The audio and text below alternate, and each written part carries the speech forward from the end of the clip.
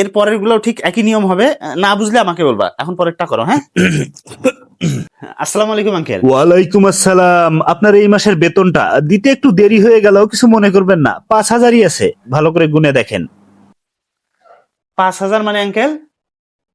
Aunty তো আমাকে 4,000 করে দিত। কি 4,000 মানে? আপনার কথা বলে তো প্রতি মাসে আমার কাছে 5,000 করেই নিত। তার মানে এতদিন ধরে এই করে আসতেছে। দেখি দেখি টাকাটা দেন।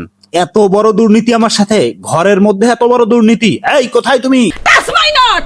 You shut up! কিসের শাট আপ? তুমি প্রতি মাসে আমার কাছে টাকা বেশি দিছো কেন বলো? আর কোন কোন জায়গায় তুমি এভাবে টাকা মারো বলো? না না, এভাবে তো আর চলা যাবে না। আমি সব পড়াশোনা বন্ধ করে দেবো। পড়ো। Hey, get out! Get out! কিসের গেট আউট? আমার বাসা থেকে তুমি গেট আউট। কাউকে বাসায় রাখবো না, বের হয়ে যাও। হ্যাঁ, তুমি লেখো, বড়দের এইসব কথায় তোমার কান দিতে নাই। তুমি দরকার লেখো। হলে কোনো টিচারই রাখবো না, সব টিচার বাদ দিয়ে দেবো। এই শোনো, তুমি একটু এক কাজ করো তো, ওই আঙ্কেলকে গিয়ে বলো যে আমার আমার 4,000ই হবে, আমার 5,000 লাগবে না, এখন থেকে যেন 4,000ই দেয়। আন্টিকেও বলিও 4,000ই হবে, আমার আমার 5,000 লাগবে না।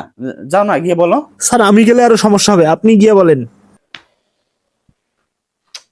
আরে এখানে আমার কি দোষ?